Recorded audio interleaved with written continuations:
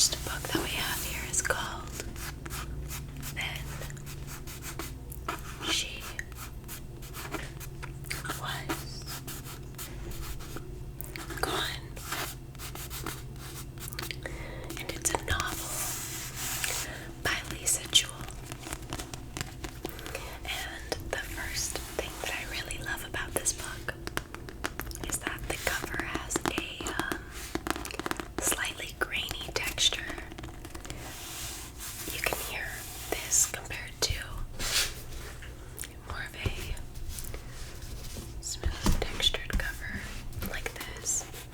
So this is like more sandpapery, gritty, and this is soft. You know, so I really enjoy that, and I've always been a sucker for like flimsy pages. I don't know how to describe it. I just like when the pages are just flimsy. Like I tend to avoid the shorter, stiffer books because you have to like bend the spine, and that always makes me really sad to do. So this book has been amazing for me, texture-wise. So the back of this says, "No one ever just disappears."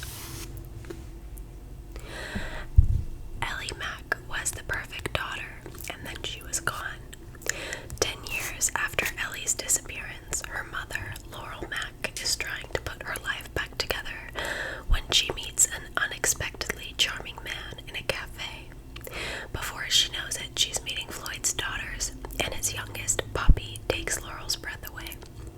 Because the eerily precocious Poppy is the spitting image of Ellie. And now the unanswered questions she's tried so hard to put to rest begin haunting Laurel anew. Where did Ellie go? Did she run away from home, as the police have long suspected? Or did something more sinister happen? A haunting page-turner of sheer perfection. Booklist starred review. Then She Was Gone is a gripping and emotionally resonant tale of one mother's quest to uncover the clues she failed to recognize and finally discover the truth of what happened to her daughter.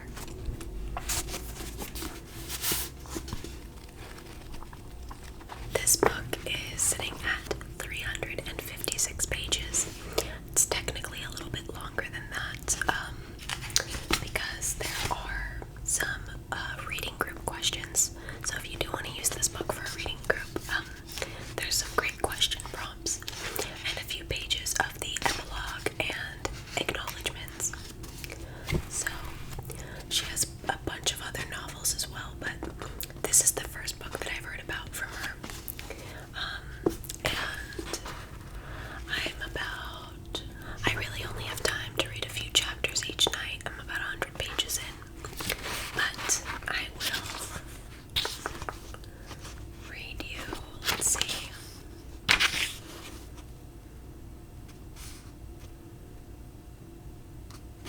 I don't know if I should read you the first page of the epilogue, or the first page, the prologue, or of the first chapter.